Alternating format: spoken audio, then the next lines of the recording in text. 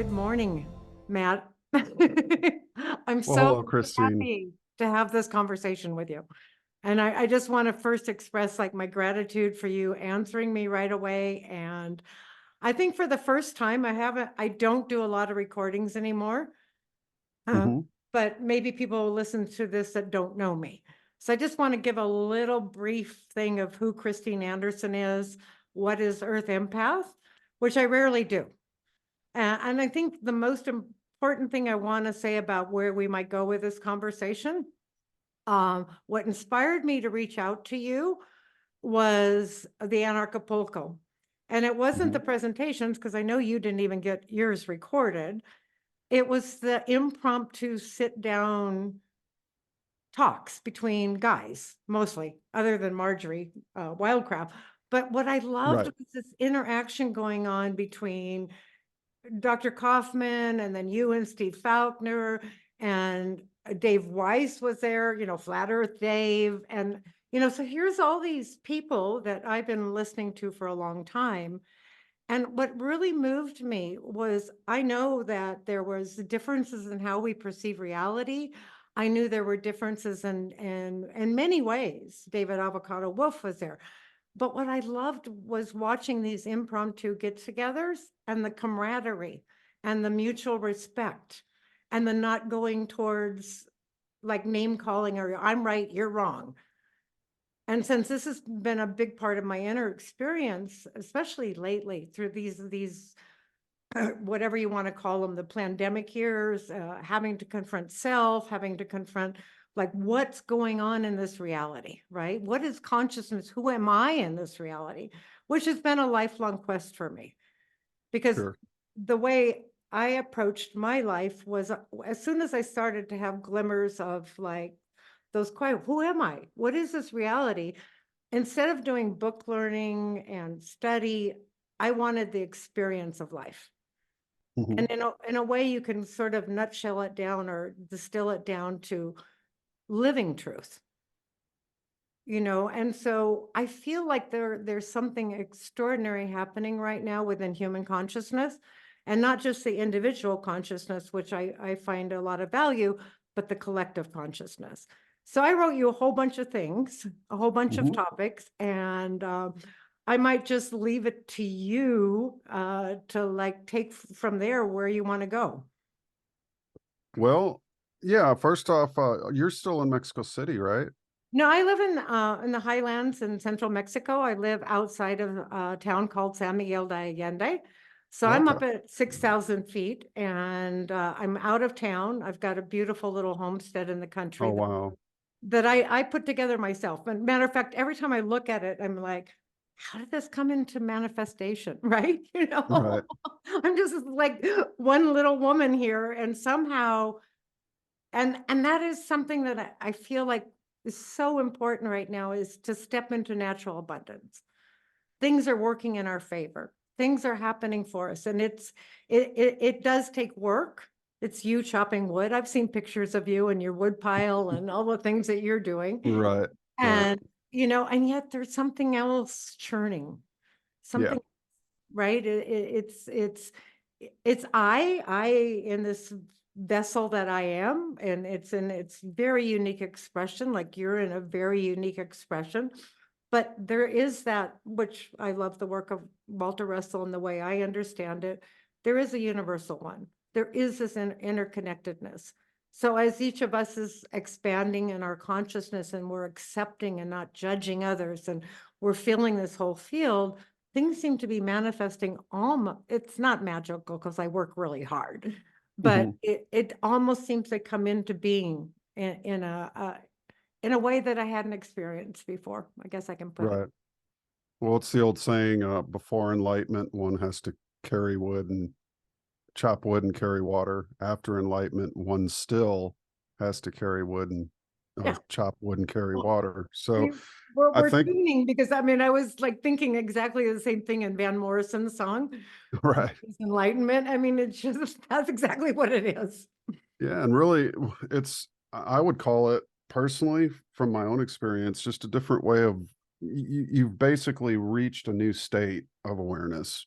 Mm-hmm. And it's because you desire, you have to, I'm in a great book right now by Evelyn Underhill, which is Oh, her classic. mysticism. Oh, wonderful. Yeah, it's a great book. It's her treatise on how to get into more of a mystical state of mind, and what practices she recommends. But it's brilliant. One of the things that she says right off the flip, which is her definition of mysticism, she says mysticism is the art of union with reality.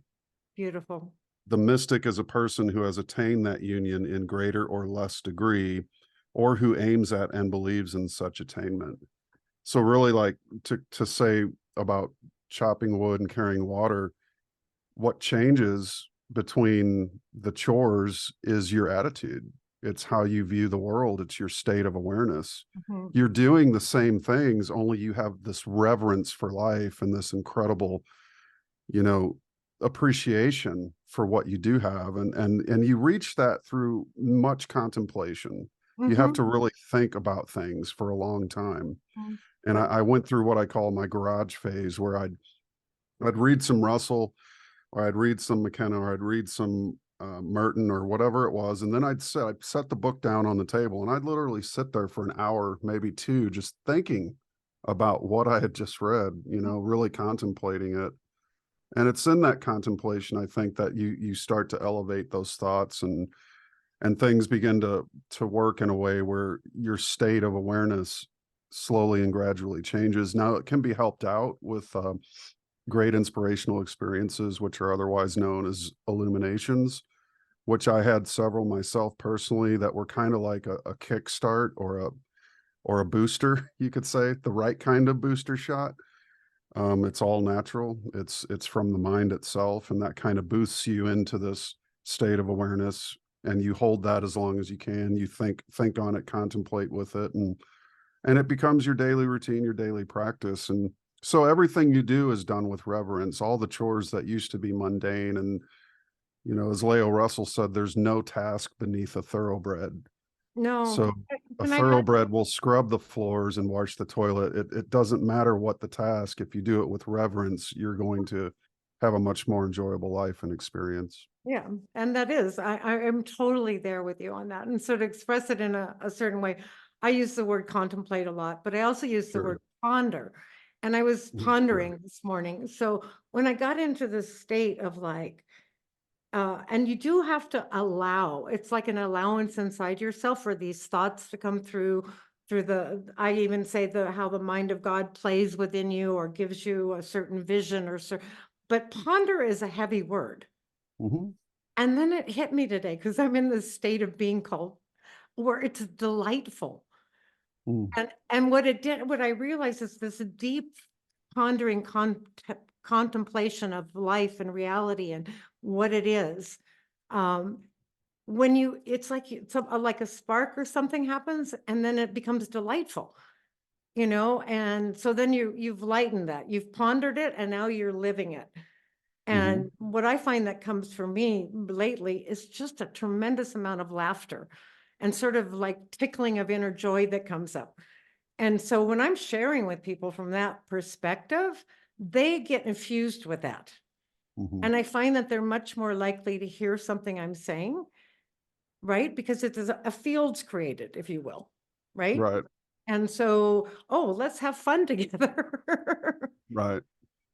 Well, yeah, that's laughter is truly the best medicine, they say. Mhm. So if you can get into that state of joviality, you're much more likely to be able to entertain certain things. You let down your defenses when you laugh. And Mhm. even friends of my own who were on different sides of the fence politically, but we get together for lunch every great once in a while. We put our differences aside, we laugh, and then we'll joust with our political positions. It's like, you just laugh, so I'm going to slip in a Trump remark, or he's going to slip in a remark about the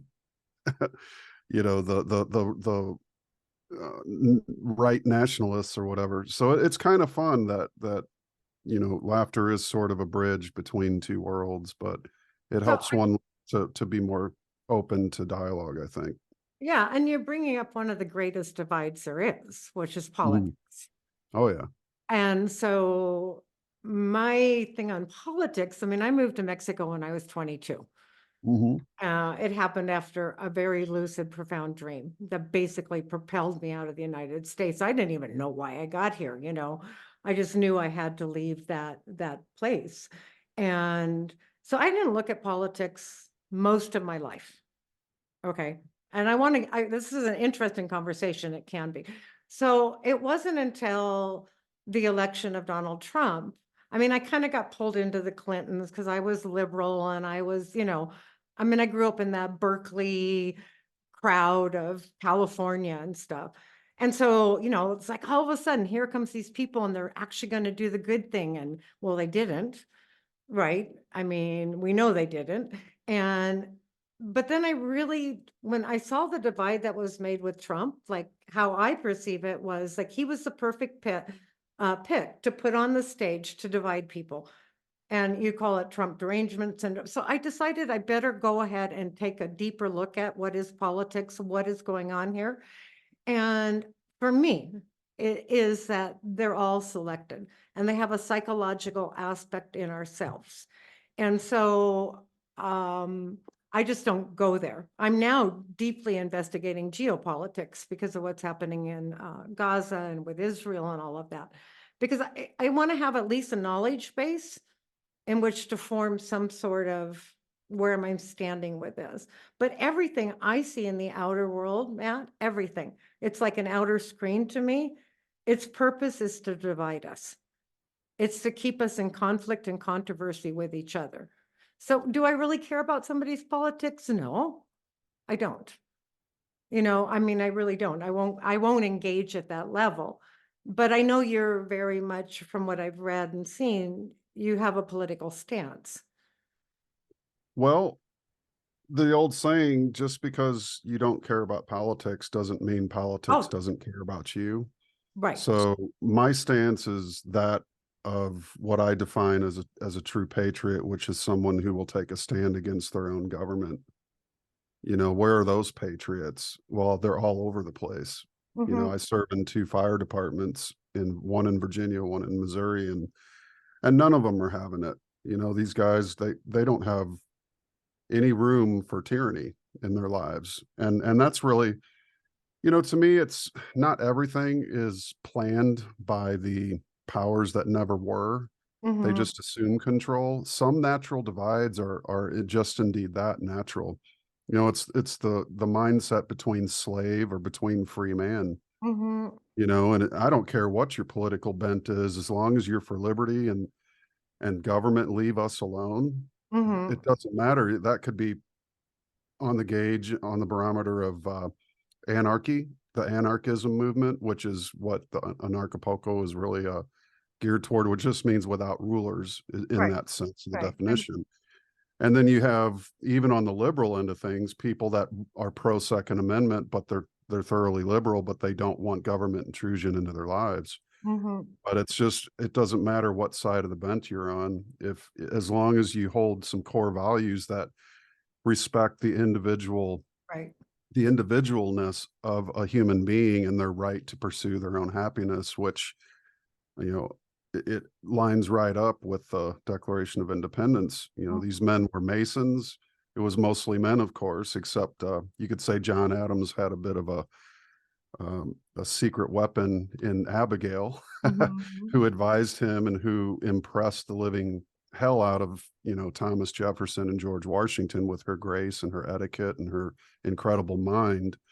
But she was John Adams' advisor. So a lot of these documents that were written were geared toward the love of the individual, the respect of the individual, and flew directly in the face of what the crown of England was trying to impose on the states. And see, a lot of people give what I think is way too much credit to the powers that never were. They think they're so powerful that they can just create these divides at will. But mhm. sometimes nature, not these powers that never were, is the one responsible for the divides. As Walter said, uh, God, not man, holds the right to the reaction to any action. And sometimes even evil oversteps its own bounds, and there's a natural reaction. that may cause a huge divide, what seems to be a divide, but it could actually be nature going, we're, I'm not Well, and going there. nature, and I mean, and we can get into a little deeper esoteric thing about what you're Mhm, saying. When you say the fundamental thing is respecting another's right to their freedom and to their mhm, happiness, right? right. And I've taken it deeper within myself because I have a little cafe. Okay, it's an underground cafe. Mhm, And I dispense good cappuccinos and lattes and coffee. And we have some tables. And I also dispense health advice. I consider myself a health advocate, helping mhm, people find their own inner state and their own happiness, right? And I sell supplements and do all that. But I noticed that with this big division with the jabbed and the unjabbed, right? mhm, How it just it really made this huge divide. So I had to work really within myself to not become a judgmental mhm, aspect of people or reject them. And it's worked wonderfully because I feel there's this coming back together. So I respect your right for your choices, even if I know that they're ill-advised. I know you're following a program. I know you watch too much TV or whatever. I know you're in mhm, fear. Bottom line, I know you're in right. fear. Sure. So what can I as a being do to help alleviate those fears? Well, I can't do it by attacking you or Mhm, saying I mean, I certainly have a pretty large encyclopedia knowledge base at this point in my life, and I'm happy to dispense it where I can. And so that's the fundamental, right? I mean, that's the baseline of freedom is a mhm, respect of another. I don't care what, now, if somebody's trying to impose themselves upon me or take something away from me or grab my energy, there's something in me that even knows how to play with that. It's sure. jujitsu right now, Right, right, yeah. you know. Second Amendment, whatever. I think what you're boiling it down to as well is just the respect of something that we call free will. Mhm. My own mother, I tried and tried to talk her out of getting the jab, and she insisted, "Matt, I've been getting flu shots for years. I'm gonna listen to my doctor. You don't know what you're talking about. You listen to that Alex Jones guy." It was just every talking point right off of CNN, and I'm like, "Mom," but at the end of the day, I had in my contemplation, right, of her choice, I had to say to myself, this is a free will universe, and either I respect the free will of every being on this planet, or I respect none, Mhm. including my own. Maybe I shouldn't have free will if I want my choices and views imposed on others. That's a form of Well, this is violence, even if it is mental. this is a So if you self-reflection. hold the respect of free will for your Right. fellow man and woman, then I don't see you're living your highest life, in my opinion. And that comes with great sorrow. Allowing people to hurt and kill themselves is not an easy thing to do. And No. it should cause anxiety when you go to the supermarket and it's 3 years after this, COVID bullshit, and you still see people with masks on and they're all over 70 years old. It should make you feel Yeah, still. We that's should not sad. have lost that. Yeah. Yeah, I mean, I've gone so deep into the field of sorrow and grief for Mhm, things that have happened in my life and also just encounters I've had with people. And part of it is like there's a part of me that now it resonates at a soul to soul level. Like I'm mm, looking at a human being in front of me, right? And I'm seeing their proclivities, their persona, their belief structure, and all these things that they build up. Most of it's all for protection, right? mhm, They haven't looked inside themselves. They right. haven't found their truth within, but I'm still feeling that soul, right? Mhm, And I've had events with people that I've had discussions with, or they became friends even. And when I see the program starts to run so strongly, um, I I don't know if I can call it the circumcision of the heart, but my heart weeps. And that's how I would describe it. My heart weeps. And then I understood the shortest line in the Bible, Jesus wept. mhm, And that's actually a purification process. It mhm. really is. And we need to let those aspects of our being express themselves. Sure. Yeah, And feeling empathy, is a very important thing. It's part of the human experience, and, but it's it's not just an emotional overreaction. When it comes from deep within the deep well of self, if I mhm, can say it right. that way, You're not having an emotional reaction. You're not reaching out to that person and wanting to yell at them or hit them or wake them up or call them names. See, that's one of my biggest reflections, Matt, when you were talking about your mother, was I don't like labels. I don't like when people project labels on me, right? Because I've investigated the shape of our realm. Okay. I'm not a flat earther though, right? I don't align myself with any particular label. I'm actually very adverse to labels, right? Because most of the time they come as a projection from outside of me, and somebody wants to call me a conspiracy theorist or a this or that, right? And it doesn't even matter to me. But then when it got deep, I went, how many people was I labeling? They're Right. woke, okay? Yeah. They're NPCs, they're normies, they're sheeple. And I just realized that I have to like allow those me projecting those labels onto them, because I am opening a field of freedom for them.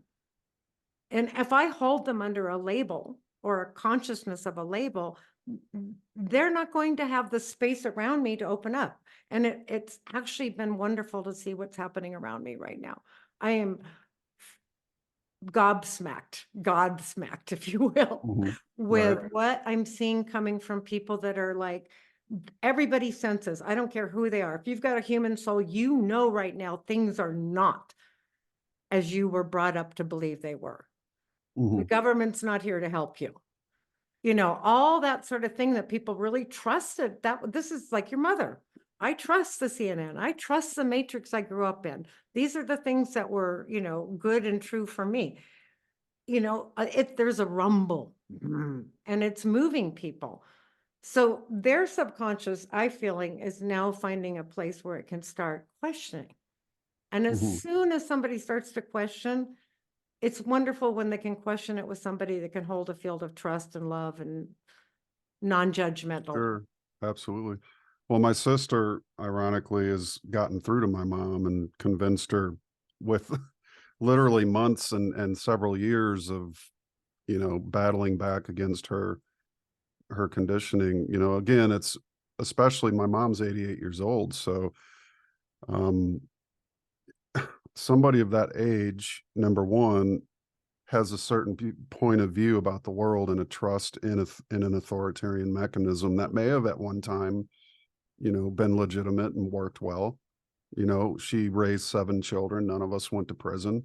So I'd say she's 10 out of 10, you know, 6 boys Funny and a thing to girl. say, but true. But so, I mean, her and my dad passed away at 62. So she's been on her own for quite some time, since 91.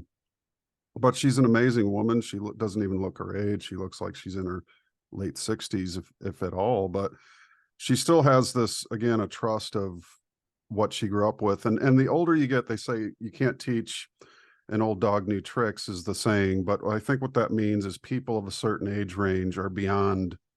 But even then, like with my sister, going into her core beliefs and challenging them has convinced her that, you know, maybe the shot or further shots aren't a good idea. So there's even at that point something you can do, and just by being loving and caring and just more empathetic, you know, putting yourself in their position is really what empathy is, as opposed to compassion, which is just feeling pity. You know, I could pity anything all day, but that doesn't help. I like to say God has no pity or compassion, because something the Russells said in their home study course. I had to sit with that for about, you know, 2 weeks and really think, what do you mean? Every Buddhist book I ever read, or the, you know, is talking about, you know, Thich Nhat Hanh telling me that God is the compassionate one.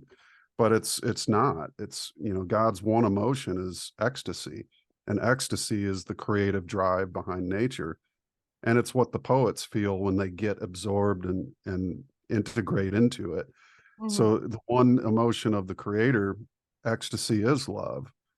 And it's Exactly. beyond what any of us can imagine until we experience it in the great state known as inspiration. And you can re-experience that through the writings of a Whitman or a Blake or a Jakob Bro. Bohm. There's Yeah. all kinds of incredible authors and writers. You know, I was thinking about Joan of Arc and Hildegard of Bingen, Oh just my incredible God. souls who have I'm broken listening to her taboos, music. right? Right now, I'm listening to her music in 432 hertz, Well, there you and go. it transports me. Think. It transports me. I mean, I had the most phenomenal experience just laying in bed. I mean, I was lifted. And Mhm, this is the life of the mystic. And if I can say, if I give myself any descriptors, I have the heart and the soul of a poet and a mystic. Took me my whole life to figure that out. mhm, Right. And through many experiences, like breaking down my shells, breaking down my belief system, breaking down, I'm not against ego. Believe me, I'm not, because I understand that I'm an individualized spirit having this experience. Right. mhm. So it's not like not having any ego, but it's getting out of the little petty ego, the one that's like Right. the little me that sits on your shoulder and wants to control you. You need this, you need that to be happy. All of those, sort of aspects. And yet there is this like, I want to bring it up because I kind of want to bring it back to some things you've said about Walter Russell, but like when I thought I was going to be speaking with you, right? Mhm. I felt this tension inside me. Hmm. And I just sat with it. And I was thinking, and I don't know if you actually said this or it's something in within the mind.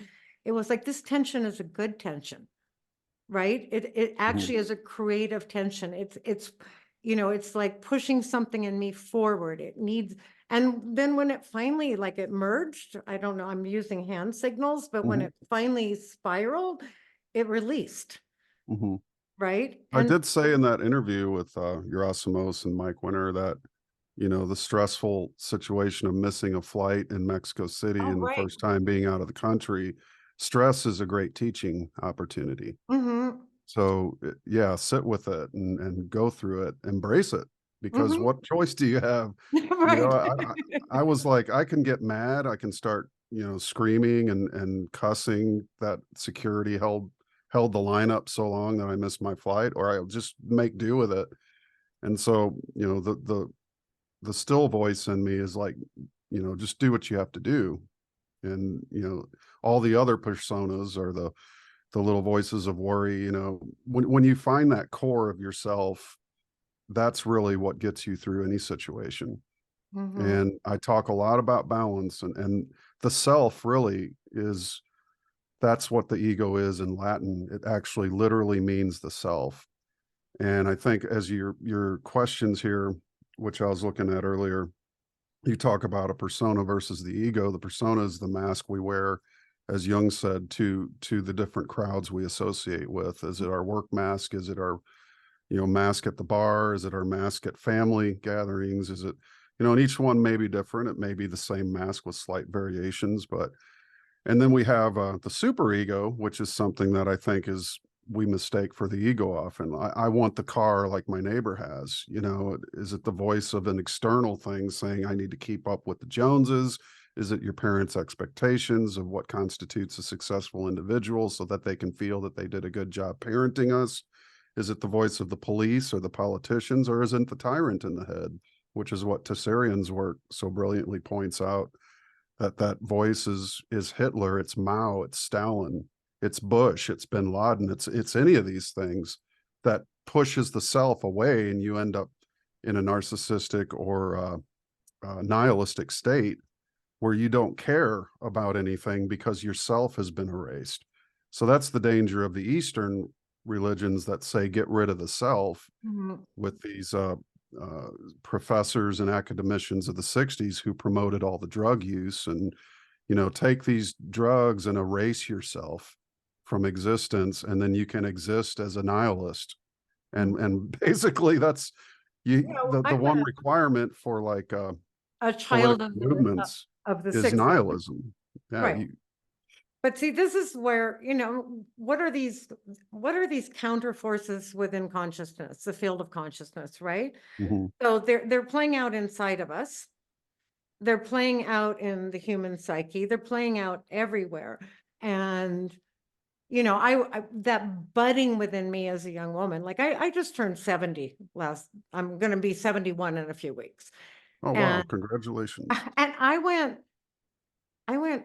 that for some reason it hit me. right? Because I don't really relate to age per se. And I know part of what I see and what I've always known is like people, when they get older, they get locked into patterns, and I'm fluid, so it's not a matter of age, but it did hit me in a lot of ways. I think what it did was ultimately it sort of crystallized in my consciousness all these experiences I've had in my life, right? And so it is like a light. It is like an emanation. Okay, you went through this, you went through that. So now mm, it's like to emanate out whatever inner truth, living truth within me. And it's not the truth in a book. It's not the truth that somebody else said. It's not that. It's an eminent light. And that's one of the things I really love about Walter Russell, right? And I ask people now, where's the center of your being? It's just a question. Where is this eminent light source coming from? What are you really? And I'm finding a lot of people are much more open to those deeper type, I would say, even say probing questions. I got a little lost there from what you were saying. But you continue. You take it over, Matt. Say, where is your center? What a great question. I like Black Elk's answer that when he was at 13, very ill, in Joseph Newman's book, if I'm saying that right, Black Elk Speaks. He had a very bad illness at 13, young teenager, and he had these visions, but he was taken to the central mountain, he said, and he realized that he was the central mountain and the central mountain was everywhere. It's sort of Castaneda sounding almost, but But it's true. there's it's sort of at the center. When you say where is your center, I would say everywhere, Well, because it is. But if you're everywhere I am, the center is there. yeah, And but so if that's you're everywhere being influenced by everything in your outer, whether you're fighting with your wife or you lost all these different events that are happening supposedly outside of you, right? mhm, And so you're constantly distracted from what you just described. So mhm. like for So you're not me, really centered then. no. So what really hit me many, many, many years ago, and I can get into this is my personal cosmology. Okay, you have a cosmology, I have a cosmology, whatever. But there's a fundamental, basic living truth: is that I found it at my solar plexus. Mhm, Okay, and it does relate to the sun, to the light, right? It does relate to that. That's my relationship to light, pure light. Okay, but then I've also found it here. And so it's almost like not being, we all see the chakras, right? And they're all different colors and they go up and but when they all line up, it's light, period. It's mhm, not divided into the different spectrums. So you're not playing out this over here and that over there. So when you can sit in the center of your being, you are all. At that very mhm. moment, yes, you understand that. You understand there's no time. You understand there is nothing but this. And that's, to me, and I think you said it earlier, is where our creative impulses arise from. That's where our inspiration comes from. That's where we're given, with the ability through this light to manifest what we see around us, Right. you know? Well, we're polarized, magnetized beings, Yes. electrical beings that Yep. have polarity within our own body, north left, south right. And basically when you're when you can get closer to the undivided center of yourself, which runs straight down you, I was by just the going way. to say, The it's more than spine a hug. points the directions Mhm. of and the nerve ganglia actually create these chakra wheels. So they're not just, fictional um, ideas that are used by Indians for modalities of spiritual jargon, but it's actually nerve ganglion that are Mhm. concentrated at 7 points along the spine, which feed the vital organs and communicate with the brain. But being closer to the center is what allows you to, let's just say you're in a situation where an external force of some form comes upon you suddenly, like a car accident, let's say. And I've learned this too from being a first responder, that, you know, we call ourselves first responders because if we were first reactors, what a horrible thing that would be. Show up on an emergency scene and start reacting, we're all going to be emotional wrecks, not knowing what to do. So instead we respond, and you're more centered in a response than you are in a reaction. A reaction is generally involuntary. Mhm. So you know, when you don't have a centered uh, viewpoint, or an ability to stand between a tension of opposites, which is someone just yelled at me and I'm in a room, and you know, your immediate want is to yell back, but you can also sit with that for a second and delay the reaction and then choose a response. And the closer you are to the center of yourself, which is what alchemy is, it's about marrying these opposites Mhm. in terms of an external view of the world, which I call the ego's function to externally generate an outlook, and then the internally generated in looking, which looks in and thinks before it acts.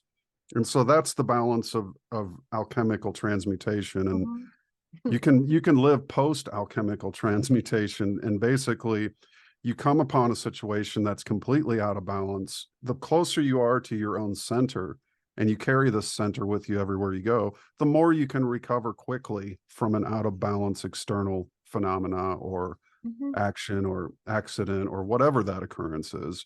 And that really helps you. It's like riding a bike. You know, you start to tilt this way or that way, you can recover quicker the more practiced you are at being balanced. Mhm. And that goes in as well, not just physically, but emotionally, mentally, and spiritually as well. Mhm. And Yeah. it's a lifelong practice. If anybody was to truly get to the absolute center of yourself, your body would disappear. Mhm. You would be back in the stillness of the creator. You would not need a body if you were so centered. But Mhm. it's, again, it's not to get there to that ultimate non-existent point. It's to get close to it, to hover closely to the center. That way you're really driving your body as opposed to being driven by the seesaw of your dual opposing hemispheres Mhm. of Well, wants, desires, and and other we, things. we are in a physical realm of duality. I mean, you Mhm. said it right, left, male, female, and all of that. And so that has been my process for me through a series of pretty traumatic things that happened to me over my lifetime, Mhm. right?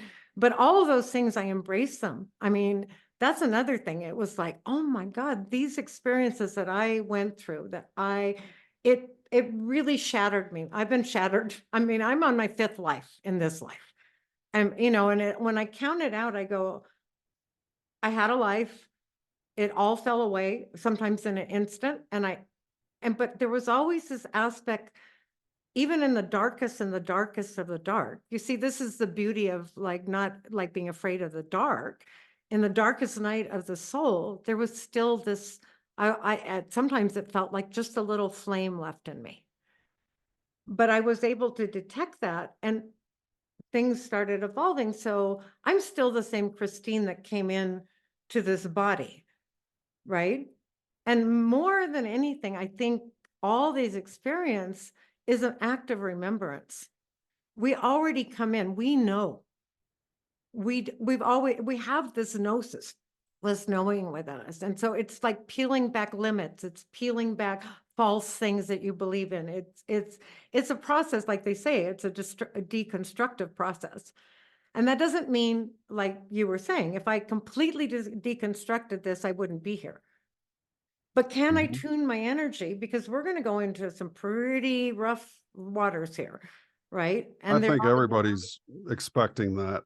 are, So okay, that's good to see that people aren't deluding themselves, you right. know. So how like with this control grid, with this AI, and I can talk about that, but with Mhm. all these things that we see that are being done, right? This trying to capture and control all of whatever it is sees as life, but we are the life force.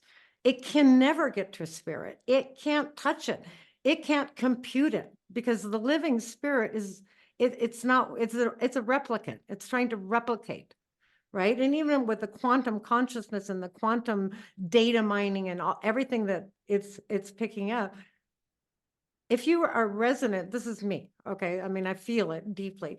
I can resonate at a place where I'm invisible to it. Right? That doesn't mean I don't have to be prepared. That doesn't mean if I have to like banish my technology for a while. I love this ability to talk to you, right? Mhm. This has given us human beings a great thing that we didn't have before, that we can listen to other people across the world, different philosophies, different cultures, different this. But you said we're electrical beings, so how aware is any given individual at what frequency they're resonating at? And Well, it's self-reflection. It's a reflection and you will see it. You will see your ripples play out into your world, and they will be fed back to you, right? So if you're resonating at a fairly, I don't like high, low or anything, but actually when you said ecstasy, love, if you're resonating at that frequency and you can hold it and sustain it and not make it contingent on who you talk to or who you didn't talk to or what you got or what you didn't get, right? It's well, a friend asked me, I had 4 men show up at my house for dinner yesterday, right? And 21, 31, 50, and 60. Okay. mhm. The way the one fellow asked me, he goes, well, what is this love? What is love? And I went, unity. It's really ultimately it's unity. It's like I'm you, you're me. I'm tree, trees, me, so you get into a frequency of unity with all of life. I don't know if Mhm. I explained that very well. Well, yeah, there's many ways, many mystics have described what that is, ecstasy. Um, One of the things that I find perplexing about the Russells is they basically what they've said about that unity is very unique. One being that it has no vibration whatsoever or frequency. And can you get into that absolute stillness? Again, I don't think unless you're having a full-on divine illumination where you have a short circuit between the lobes of the brain, a literal electric short circuit, which results in you passing through the color spectrum through the deep violet into the white light of mind itself, which very few have. And that's what, folks like Evelyn Underhill write about in her mysticism. It's what the Joan of Arcs, have experienced even in the midst of battle. Can you access that? And sometimes the creator purposely picks a messenger for a reason. And I absolutely know that this is possible. In Mhm, a sense, my own purpose at one part of my life was to assist in Walter Russell's and Leo Russell's basically the protecting their legacy mhm, and making sure that it didn't disappear into a warehouse forever. mhm. So setting up all that artwork, 64 tons of art, sculpture, and personal effects was a divine charge. And I make no bones about that. I was there. I was there when I fell to my knees and burst into tears. And in 15 seconds, I was given 7 years, and each year had a name of what I was to do. And I Mhm. even knew in 3.5 years we'd have a new location for the museum. And exactly 3.5 years later, a board member graciously purchased $1 million property, I eight think, hundred eighty thousand dollars for the museum to go into. But it was all steps that I knew I had to take. But the way it's revealed to you, um, it came upon me. The closer you get, and the way to get toward the creator, and Evelyn Underhill talks about this too, is and Dr. Richard Morris Buck, who wrote Cosmic Consciousness, who detailed 40 some experiences of individuals who he thought came as close as you can come to that experience. And he showed their writings, particular passages from Shakespeare, writings. He was very good friends with Walt Whitman. And so he would come away from meetings with Walt Whitman and others, poetry readings, and he was so divinely inspired that he had to write this book about the experiences of people like this. But, you know, I would say the interesting thing to me is that you're getting as close to the stillness as you can get, and that's really the source of all power. In the Russell science, and he rightly says this, and it's provable in 1,000 lab experiments, but the power of anything is not in the motion of it. The motion is the expression of the power, which is always 90 degrees to its source. So you can open a door and close a door, but what doesn't move? The door jamb. Mhm. It's still as can be. The axle of a wheel does not move. You know, the anything, that the spine of a book is motionless, you know, even though you can flip the pages. So too often what I try to tell people is that the way to notice the creator is to start looking at what doesn't move. Start to notice, even in yourself, what doesn't move. You know, I can flail around like a marionette, but there's still a still center inside of me that doesn't move. And so there really aren't any vibrations to the spirit whatsoever.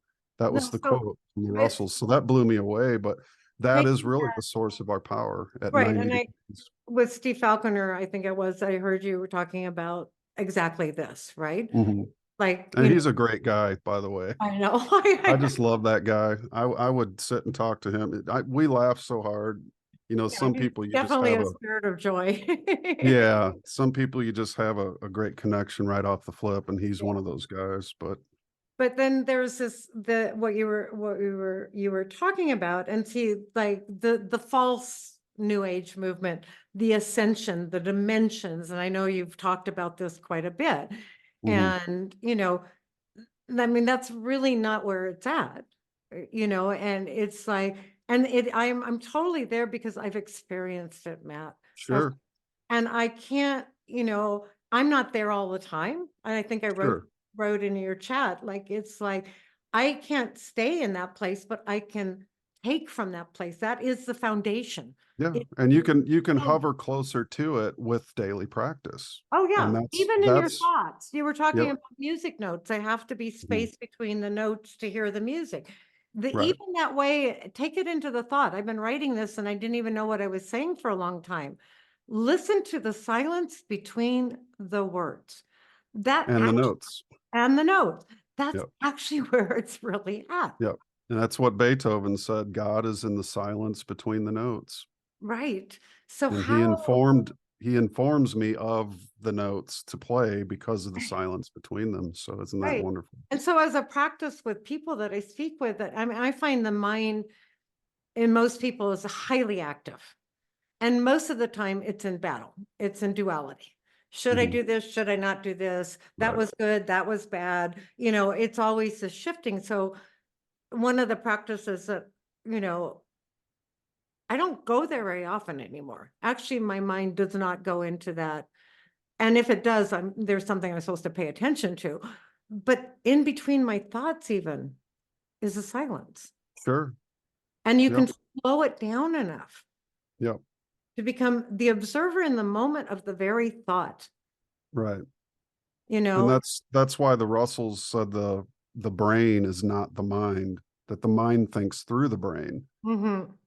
And so often in our youth and our younger years, you know, we're learning these bodily experiences, which are just as important to the mental lessons that we learn later in our years of wisdom, but that the mind itself is the undivided state. It thinks through the brain, which is a polarized condition.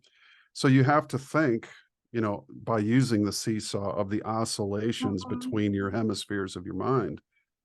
And those are actually electrical oscillations. It's a waveform, but it's spiral, 180 degrees above, 180 degrees below. But it's a polarization turning in Mhm. 360 moving forward, at least seemingly so. You know, we don't have eyes in the back of our head, literal eyes, but We we do. do move forward as forward thinking beings, and we perceive time in a forward flow and don't have the ability to see it in a backward flow, or we'd know that every action we take is immediately canceled, repeated, recorded, and then projected again, much like the model of the mirror cube shows. And I can grab the mirror cube out here in a minute. But so basically getting between the oscillations, you know, between the notes of thoughts, notes, words, they're all symbology for things of material function, you could say. Even though a thought isn't necessarily material, you can hold it. So in a seeming way, it is material, just not the kind of material we would normally think. But Much like a note. I Can mean, you hold a note in your hand? Can you hold an A chord from a guitar? Not really, but you can strum one. So in the same vein, you know, you can sit between your own thoughts and decide which ones you're going to hold, which ones you're going to have. And that's why they call it emotion, because it's electrical motion of the brain, and you can get behind your emotion and respond as opposed to react, to come back to that moniker. But yeah. it works well, I think, you know, to use the model of stillness, getting between the notes, between the thoughts. You know, that's that fulcrum, that place of stillness that's within you, that has no frequency and no vibration, but is wholly mind itself. You can't be truly in it.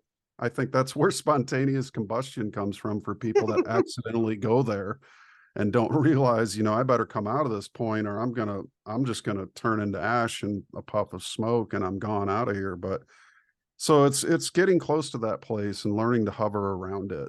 Mhm. And it's that is what I call the lifelong practice, and it never ends. It's, you know, Joel Rafiti says he doesn't like people who use the term "I'm awake." No, you're always in an awakening process that's Mhm. lifelong and will continue into lives further beyond that. So it's Awareness is a much better word for all of it, because sure. you either have an expanded awareness, or maybe you have a contracted awareness, or maybe you have a limited awareness. And, you know, that's something I recently looked at with myself, because this is all self-realization. It really is Mhm. self-realization.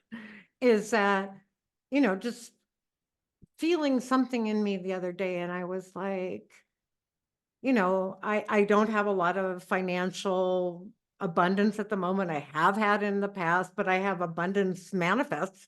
You know, I'm sitting out in the country in an adobe house with my dogs and my cats and my plants. But there, I detected something in me,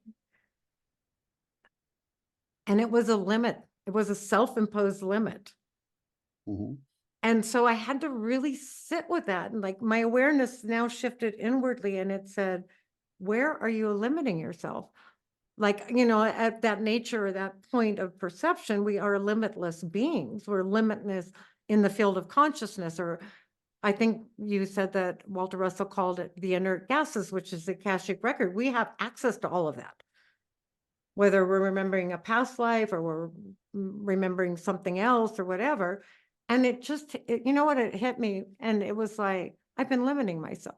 And I don't mean in consciousness per se, but I had an installed limit, and it had to do with the abundance of what can come into my life financially, what can move me. Like, I'm feeling like I went through a time of contraction, and now the movement, like you said, is towards expansion again. Mhm. Yeah, But that's well said. I think a lot of us probably feel like we got contracted because of the, you know, the nonsense. events of 2020, you know, and that whole thing. It seemed like the whole world contracted into a state of fear, Hmm. accepting modules or nodes. You could call us little nodes who refuse to contract. But, you know, we Right. watched the contraction and we certainly felt like we were part of it, you know, Oh and my God, when I going to look the back store. on what it was like, Mhm. plexiglass and arrows on the floor, Yeah. when I look back, it's Madness, surreal right? to me. Did that really happen? Right. You know, You're it's like just, pinching yourself. Am I awake? Yes. Damn yeah, it. I You know? know. People, I So, mean, the whole town masked up. People, I oh, live I in know it. the country, people on bicycles with Yeah. masks on, or walking out in the country all by themselves with a mask on. I'm like, oh my God. It's really a fascinating thing. You know, it fascinated me, but it also created a little bit of anxiety because, you know, going to the grocery store and people you know and have known for 10, 20 years come up to you, get right in your face with a mask on. Hey, you know, I it's know. like, bro, really? You know, but I just said, you I can't mentioned understand you. Take it off. right. They wouldn't. I mean, they Yeah, were afraid. They exactly. were petrified in fear. Real. Right. And I think a lot of that is realized now by a lot of the same Oh, people, that sure. it's how silly it was. And anybody that even does a little bit of a modicum of investigation into this will clearly see that, you know, fortunately there's still places of free speech. And Mhm. X, it was good to see that kind of make a return. I don't know what his motivations are, Musk, but it's still at the point right now, a good place to see a lot of discussion taking place that would have been verboten just a couple years ago. But you mentioned something earlier about deconstruction. One important thing to always remember is that for a purposeful life to exist, you have to also balance your deconstruction with reconstruction. Mhm. And you just mentioned that, you know, you learned something to ask yourself at 70 years of age, you know, should this, you just mentioned about, you know, sitting with it and asking yourself question about, you know, what you're perceiving.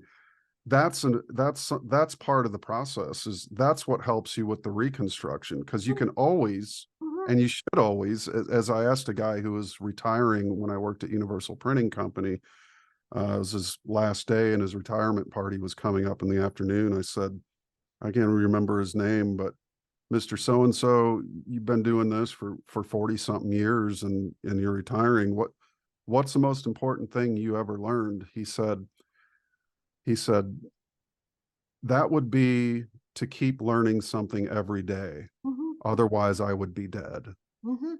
You know, and that just stuck with me. I'm like, learn something new every day. That's a wonderful thing, because that's part of the reconstruction of, Sure. and you can build yourself up and tear yourself down a million times over, but also it's just important to always remember that work and action are absolutely vital, important Yeah. parts I of mean, reconstruction, you know, the and we're things, always reconstructing ourselves. We might learn one thing that forces us to take 5 steps back and reconstruct in yeah. order to integrate that new learning. So it's always a good thing So to my life events and the way I went through, I mean, I do know as consciousness coming into this particular lifetime in this vessel and moving through, um, I don't, and I haven't talked bad to myself. I went through lots of things as a young child, right? Shame, Mhm. guilt, a lot of things that were fairly Sure. traumatic. But when I came into, let's just say, my waking consciousness of like asking these fundamental questions, like I don't have negative self-talk. That there's nothing to do with it. My dive or my experiences were following, and I'm going to get back. There's a fly buzzing around me. I'm like, um, and you said things, and I'm hearing you, and I'm listening very carefully. When you got into the Walter Russell work, right?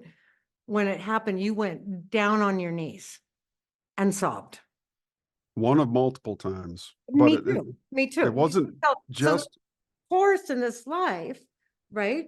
The times I've ultimately surrendered, like I might be feeling like I'm fighting the world, I'm trying to get this, or a lot of different things have happened, but one of the most astounding moments of my life, and I've had several of them, okay, was after I was feeling persecuted and by my own brother. Like it was the voice of the persecutor came through him. And I love my brother and we're very close. But when it hit me, the only thing I could do was drive out to my land. I didn't live here yet. And I'm like sitting on the land in stillness, right? All of a sudden I'm just sitting there and I see the sun coming through the clouds, and the sun was going down, and this light just passed through me, and it threw me to the ground. It literally threw me to the ground, and I was sobbing, and I was sobbing in the mother, and I was sobbing in this field. And for me, that was just a deconstructing. I had always had this sense of persecution. Like something was following, something was trying to persecute me. Something was, and this is lifetimes. I mean, lifetimes. I mean, I could talk a lot about Joan of Arc because of being able to step into her, who she was. And so part of it, I think a lot of people, they don't allow, or they're not here for this. Maybe they're just not here for it right now, is to allow these forces to take us on our ride, right? Like everything, almost when I look at my life, it wasn't planned by me. I've done like things that people would call reckless and stupid. And, my life journey is like being in that life, and it's taken me where it's taken me. Mhm. And so I'm not like a deconstructor, and I watch people like construct, deconstruct, because they'll have an experience or they'll think a good thought, and then the mind program comes in and you're a this and you're a that, and who do you think you are? And which is a whole nother thing. Mhm. Yeah, I think for me it's arresting those thoughts, and you got to put them in their place and get on top of them, really. And that's, you're really allowing yourself to become yourself, to become aware of yourself, Mhm. which is meaning in Latin as well, the I am. Mhm. It's not a personality, it just is itself. Yeah. It's Mhm. being itself. And only being can watch what thinks. What's thinking cannot watch what is being, Mhm. because it's like, you're looking through a telescope in reverse and think you can describe what's at the far end when it's so far out of focus and so small and minute that you can't even grasp it. So again, it's coming right side up to where you can get on top or behind. I like to say behind. And in fact, it's horizontal thinking is the seesaw of the motion of thinking itself, using the polarized brain to think either creatively or logically, rationally, or dreaming, or, all these different opposites, you could say. But with Walter Russell, what he taught me was a way to turn that vertical, and Mhm. you literally become the fulcrum of that which is moving.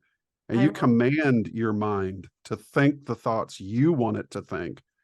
And so do they have an opinion about my dress? Does somebody say something about my shoes? Does somebody notice that my hair's out of place? Or, Right. we all had those thoughts, or have them, and can continue to have them. But the self is like, psh, that's not what I want to do right now. What I'm going to do is hold the thoughts that I see that will help me construct what I've And been, that's you know, discipline. It is a practice. correct. It It's is. a discipline and a practice, because Yeah.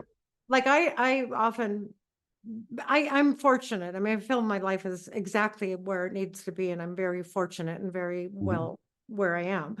But so I talk to a lot of people. They come in and they talk to me, and we sit at a table. And what I do notice is like programmed thought patterns. Like some people are so programmed into just a constant repeating, like somebody plugged in a cassette, and this thought just Hmm. keeps coming and coming. And Sure. every time they're going to get out of it, the thought reinstates itself. Just the ability to go, well, I say to them, is that thought yours? Hmm. Are you owning that thought? Is that yours? Where is that thought or that belief or whatever? Where is it coming from? So Yeah. if you can just detach from it a little bit, right? And I've used it for myself. It's like, that's not my thought. Hmm. That's not my higher aligned self. That isn't. That's, I mean, we're also in an age of electronic interference, right? Hmm. So you can even put it in that term. Is that my thought? And especially people that spend a lot of time watching a television, or they're also maybe in a repeating pattern, right? Where you talked about, the higher, this whole channel, people with spirit guides, people with it, we kind of are creatures of habit, right? So, Hmm. anything you outsource, you say is out there, you're not doing this in here. Hmm. And, so whatever works for anybody, I don't really know. But even if you do have repeating nagging, they're like nagging negative thoughts. Are they yours? Hmm. How did they get there? Is that what you're choosing? Right. You Well, know, it's, what is the adage in science? They say the average human brain thinks 60 to 80,000 thoughts a day. But my question a is, which whole one lot are of you going? Yeah. chatter. My question is, which one are you going to hold and then Right. build a body for? And that's the difference between the thinker and the creator. And Walter would say there's two directions of thinking: one towards your resources, which is the outward or the external world, which we all have to have. Mhm. We have to cook food, we have to drink water, we have to chop wood, so on and so forth. but we also have the inward thinking capacity, and we can hold thoughts that we then use these two arms, strong hands, to create a body to be a representation of that thought. This polished rock, this cell phone, were all ideas in the mind before they took form, and they took form through the hands, and it's such just an important consideration that people understand that, your mind is so much more powerful than the school ever taught us. In fact, they never even taught us what it really was. They just teach us that we're these corporeal bodies that, bleed when we're cut, or scream in pain when we break a limb, or, we need to take this pharma or get these injections to keep ourselves healthy. We've been taught a whole mess of just garbage about the Oh, I mean, sanctity and the beauty of the human body Ken Willard and the how whole thing. important it is. But what's so important too, and which is even less brought up in many of the fields of even truthers and others, is the importance of the mind. Mhm. How important is the mind? And Michael Tsarian rightly says that America is the most anti-psychological country on the face of the earth.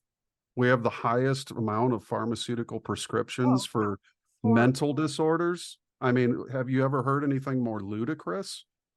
So it really just goes to show you that we are so body oriented that everything we do is all just keep the body in balance, but we haven't any consideration for the mind and the troubles of the yeah. mind, So can I which give, are what the great psychoanalysts tried to give us, oh, and it's what I like to say too, real quick, just to finish this mhm. this point out, this thought, unpack it. It's the Russells gave us also a psychology with their philosophy. It's really the study of the mind and its purpose, but it's done so from a mystical perspective, which I just put a post up. Mysticism created religion, and religion destroyed mysticism. Now it's just all dogmatic, repetitious, materialistic, uh, harborings of bygone ages of priesthoods uh, sanctifying themselves over the very message that they were supposed to protect and share. So we've got a long way to go. Long way to go. And yet, like you say, like it's right here, right now. And I think Mhm. that is another thing that I really appreciate about getting rid of the idea of dimensions. I'm going to ascend to a higher dimension, or the fourth Right. dimension, or whatever. Sure. It's all right here, right now, all of it. Yep. Any Yep. experience anybody has, whether, and I've had experiences with demonics, I have. Mhm. I interviewed and I spent a lot of time with people that either thought they were abductees or had extremely anomalous experiences. So Mhm. I'm don't discard them, right? But Yep. it's still in the present, right here, right now, right? We Mhm. don't have to put them into outer space or another dimension. And Right. I think that's really fundamental to get out of specific versions of New Age thinking, right? So Sure. I just Well, wanted to, again, just to quote Evelyn Underhill, mysticism is the art of union with reality. as And is, I she say, also says in her chapter exactly. 1 that, in order to get a union with reality, you have to lose this idea of labeling every damn thing. Oh, completely. I like this So book. so it jives right with your point in your notes here that, to be labelless, right? I love these guys that walk around and they got an Adidas hat, Adidas shirt, Adidas, sweatbands, Adidas pants, and Adidas shoes. It's like, dude, I do you know. even know you're like a walking billboard, but you think you're a cool rapper? It's like, Well, because I you like know, to add personal experience to what you're sharing, right? mhm, Because we're talking from that to that. Like one of my, and my first wake up, I was probably 19. mhm, And I had had chronic bronchitis and problems my whole life, high fevers. My parents fortunately were fairly negligent, so I didn't get too bombarded with antibiotics and I didn't get my tonsils out and all that shit, right? mhm, And I'm driving to my first classes at the university, right? And I have this horrible cough. I mean, horrible. It was so bad, shaking my whole body. I had to pull my car over. I mhm. couldn't drive with it. And in that instant, this is the power of mind. Okay. Manifested for me. It showed me something. I went, this has to stop right now. I am not buying into this. My family's got asthma and You know, it was all instant. It was just boom. No, no more. It's done. Mhm. And you know what? Never again did I ever have bronchitis or asthma or allergies. It was like So that something in me just said, okay, no. Okay, I've had this experience, no more. mhm. And that ties into the Akashic substance or the inert gases, which Mhm, the undivided light of mind projects through the inert gases, which are the Akashic records, you could say. It's the scaffolding of the entire universe is inside the inert gases, all idea. mhm, And that light, just like a movie projector, shines through the film. The film could also be likened to the inert gases. And the image of a 3D color spectrum appears on the white screen of the movie theater. So mhm, again, you take the color wheel, like, which I told this to Stephen Falconer, and mhm. you spin that color wheel, Gerda's color wheel, the 7 primary colors, it turns white, Yeah. So interestingly enough. So let's take that right back to the chakras, right? If all your colors exactly, are if they're all in order and in balance, you do become white light. I mean, exactly. And is that's also the Kundalini, that right. experience that where they all align and they're all Mhm, spinning in unison, you could say. mhm, You're at, it's not necessarily high frequency, but you actually reach stillness mhm, through a harmonization within yourself. mhm, And again, you could say the marriage of opposites is a sort of harmony. It's a tuning up of the body itself. But what's beautiful too about what you said with the curing of the asthma is that you basically, by saying no, you allowed the projection of health to come through, and your body reflected that. And mhm, that's what spontaneous healing truly is. mhm. And I don't think anybody can talk about this in this way. And you wouldn't know about it if you didn't study the works of a Russell, for instance, who healed himself when he had black diphtheria, or the Black Plague, as they called it back then. And I he was heard that. pronounced dead at 14 Mhm, years of age. But he was shown the keys to healing, and he projected a previous version of himself completely healed and sat up on that table, to the dismay of the doctors and his parents, who then looked in his throat and it was totally pink, as if he never had the Black Plague at all whatsoever. And to this day, there's multiple instances of spontaneous healings on this planet, mhm. but they're not explained in a way as such that it, considers the inert gases or considers the light of mind itself as being that which broadcasts that ray of health, if you will. And it is actually interesting. The word race itself comes from Ra, which is ray. So a race of different color spectrums of humans.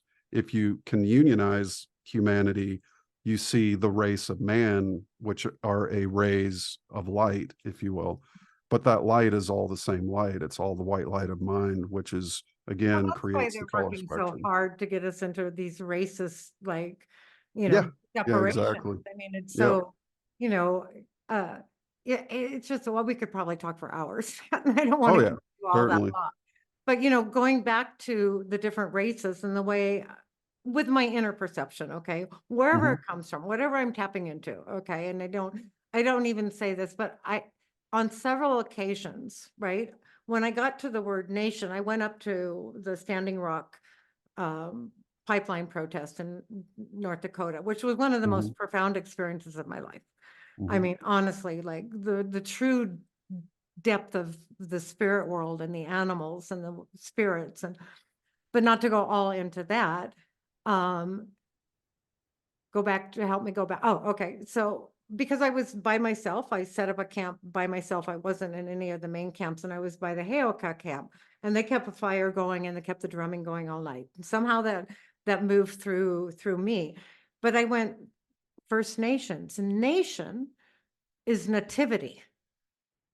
And the very beginning, and we're not there, we were a scattered races, we're scattered all over, right? But the ground that we were born on, the nativity of like what we learned from being with the animals and the plant life and whatever. So to me, I had this vision of, poof, we have the Aborigine, right? We have the Laplanders and the Sami. We have the Caucasus Mountain and all that, right? We have these different races, right? They're different colors and different, they were born on different places on our planet or plane. Mhm. And what I picked up was like at sometime, I don't even know when in that frame, was each of them sung their song. You know, all these peoples had their song, they had their music, they had their way. They perceived in ways we can barely tap into today. But what I picked up from that was like, because of where they were geographically, that was the song of that area.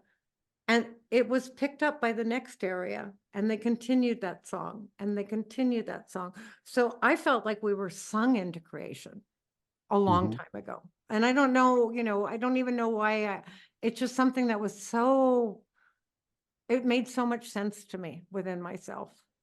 And so this remembering of what we are and the way that we are, right?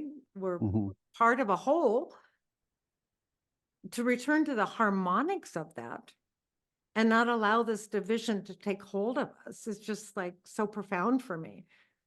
Mhm. And I feel That's it, I can feel it. I can feel it in, you call it the inner gases or the akasha. I can feel it in the ether. That's just the word I use, right? right. Right?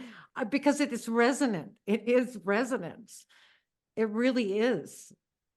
Right. And it just, it's been uplifting for me lately, Matt, Mhm.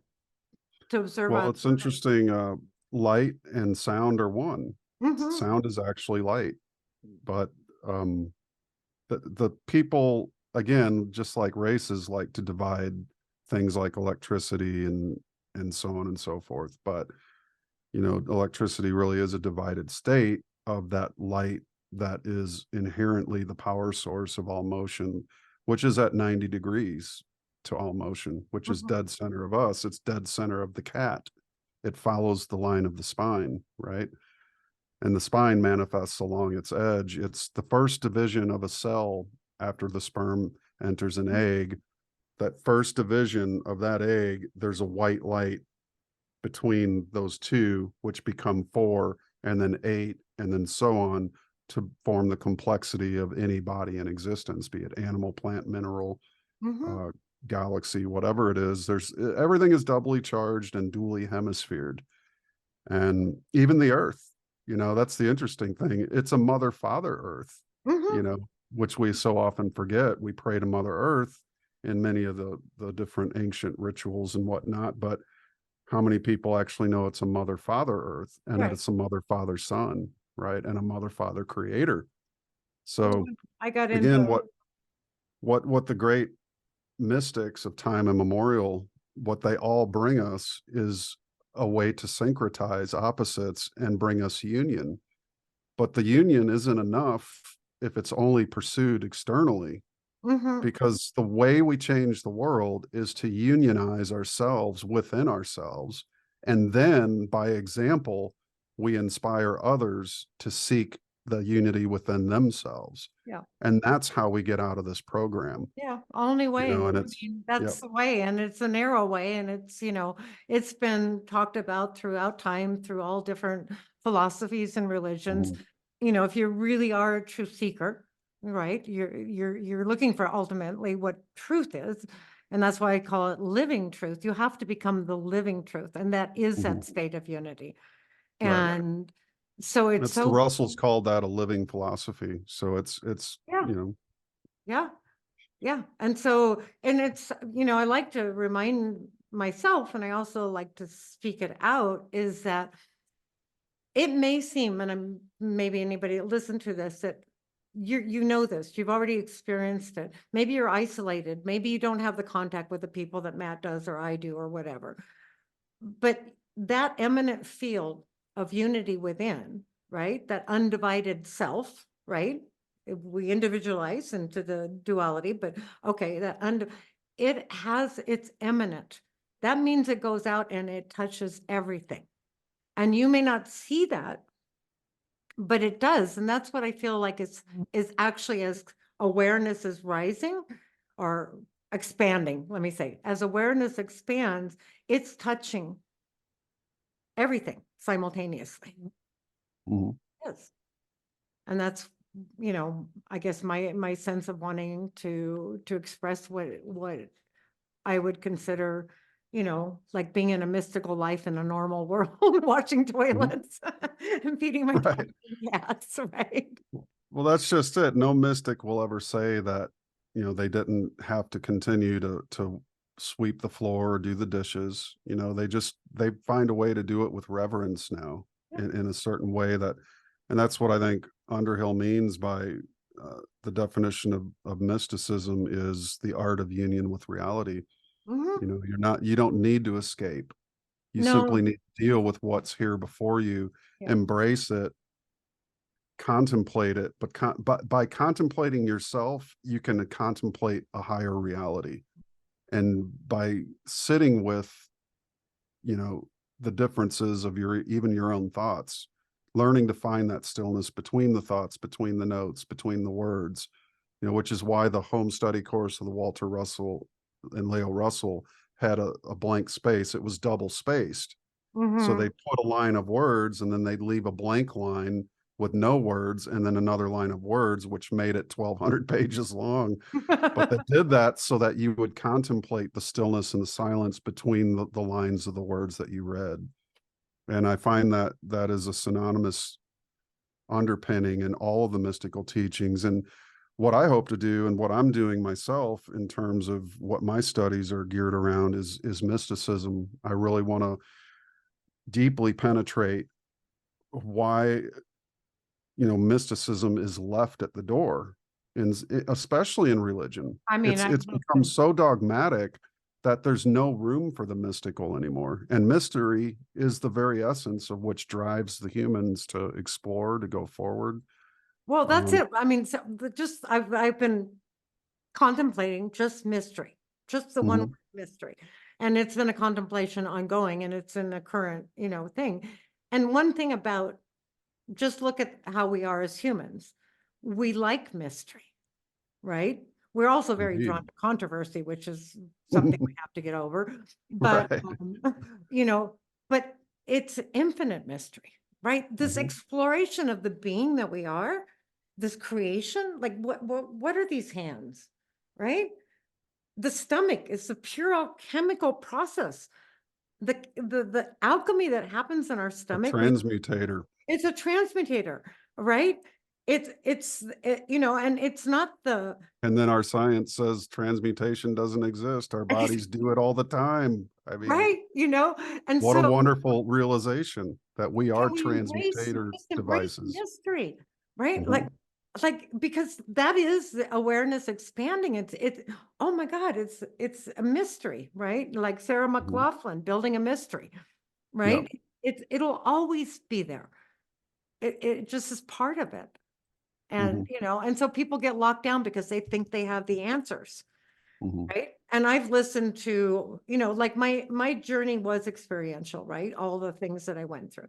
I didn't start study, okay, until seriously, until maybe about 4 years ago.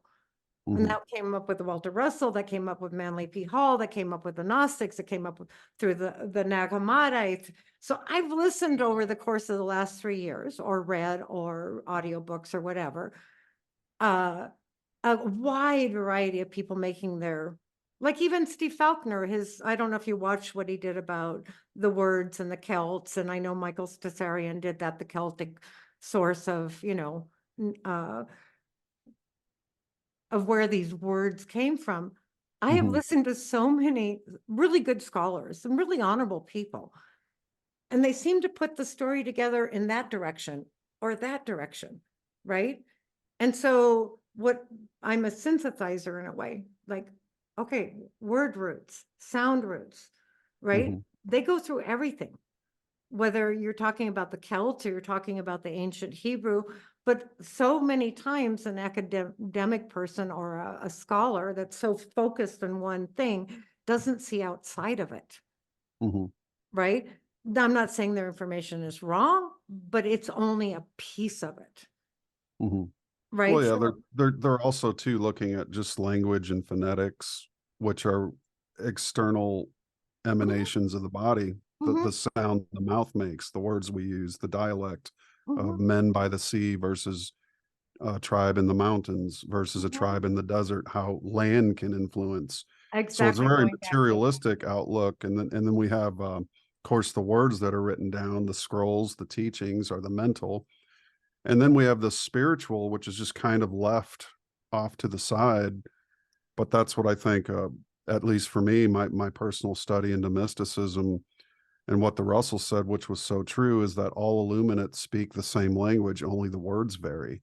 mhm, And so I'm finding that my study of mysticism is really, we have all these wonderful traditions of study in academia and there's great stuff in academia that have informed man of what his body is, what his history is, what his civilizations have done, and anatomy and chemistry and biology. But what about the mind and soul? mhm. And so that to Well, me is where the spiritual consecration of mysticism is what ties all the races together in a way that you could say unionizes us all, because we all directly emanate from the one, which it's been termed, but that one is really the center, and the center's everywhere, and we're mhm. all emanations of that one.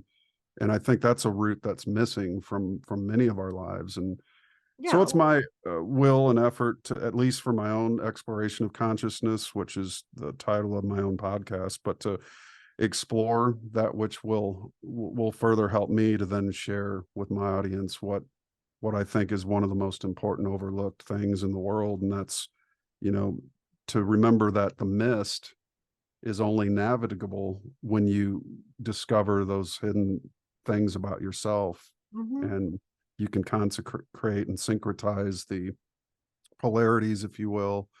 You become the captain of your ship and the master of your own fate and destiny. And it's from there that you drive your life forward and really make the most out of what you've been given, which is a gift. I really think Oh, that if we all realized how much of a gift our lives were, what a different world it would be. And also to know too that, again, the Russell philosophy, I do champion it because nobody else is. I I don't know. really see many people out there that have really taken the time to go in and take a hard look at the man's work, especially on the science angle, which Well, I could go into some stuff that would blow people's minds about the science. And one of the unfortunate things under one of Steve's videos that I interviewed him, or he interviewed me, I should say, at an Acapulco, there were a lot of comments under the YouTube video about, I don't know about nukes, I don't know about. And guys, if you think I haven't studied that, the thing is, what people don't realize is that I look at it from a perspective that nobody else looks at it from. which is So you your can't. value. You Right. see, that's why I reached out to you because like Right. you're only I can't see, I can resonate with you and I can learn Mhm. from you, Right. right? But I'm not looking through the same lens that you're looking at it from. And Mhm. like, so for me, the Walter Russell work, just like the Nag Hammadi, just like the Secret Teachings of All the Ages, these are books that jumped off of the shelf at me. Okay. Mhm. Now I look at them in a different way, right? I'm Mhm. not using that scientific approach to it. Like when I look at a Walter Russell drawing, Mhm. it's speaking to me. It's fulfilling a certain piece of knowledge within me. So I'm super appreciative of what you do. And like Mhm. most people don't know about Walter Russell. I mentioned his name. You can say Tesla, everybody knows about Tesla, but very few people know about him. Right. But just to give you Well, some, the point being that I had a few people scratching their heads, especially on the flat Earth side of things. mm, And that's one thing that I'll just say that will unfold in time, but there's reasons I hold certain views that I hold. It's not just all, I, and it's you got know, nothing to do with NASA, nothing to do with flat Earth. But again, perspective is really everything. And I'm not easily forced into, and I won't be forced into a camp. Again, like labels, camps are like, hey, I'm I not get setting my tent up on the beach and dying there. I'm going to travel through the universe as long as I have to until I'm happy with my own, sitting with my own mind. Yeah. Well, So, I would be lovely, and we're going to get way too long for a conversation today. We've already packed a oh, I lot know it. of dense into it, but I'd love to talk with you on just that subject. Call it the realms within the realms, or the shape of our realm. What is the energetic, what conforms us? I mean, I'm fascinated by it, and Mhm, I'm also appreciative of the guys doing the experiments. And like, I started with basic physics, physical mhm, physics, and I mhm, won't go into it now, because I'm in a development of my own consciousness with this too. mhm. I don't have nobody has all the answers at the moment. It's all of us developing a Well, the sense. game would be over if somebody did. Well, That'd yeah. be it. Would there We be go back no? to the infinite mystery, right? Yeah, we'd all self-combust, and that would be the end of the damn game. I don't want anybody to come along with all the answers. Otherwise, we're not playing, are we? I mean, would you even listen to them if they had all the answers? I mean, Well, you're right. The people like that I find annoying, but I know, right? I know, I know. Anyways, Matt, it's a super pleasure to speak with you. I mean, it really is. And I hope we can do it again. And, we're explorers in a vast, it's just incredible. So I just like to embrace it. Like, yeah, absolutely. The point of the journey is not to arrive, but right. And there is no grow in journey. love with the I mean, in the journey. ultimate, there is no journey. I mean, it isn't. I mean, yeah, there's movement, sure. And I love the way you talked about the play of the wave, the movement between this and that, Mhm. and maybe someday I'll get my focus enough to really sit down with Walter's book and really but I do, I open it like I open scripture, like I open the Bible, like I open my laptop, Right. and it's always like I get what I need to see Mhm. within my own residence, right? Yep. And, so let's have fun. Yep. And And you I'll come just say as one last reminder, your thinking is the seesaw, folks. Your spirit is that which the seesaw moves upon. Okay, so one more Don't thing. let your thinking tell your spirit what to do. Let your spirit tell your thinking what to do, and then you truly are living. I love it. Yeah, It's the fulcrum, and I that's living a purposeful life. Command your body to fulfill the divinity of your thoughts. we'll end on that, because that's a beautiful thing to end on. It's wonderful to talk to you again, Christy. Yeah, okay.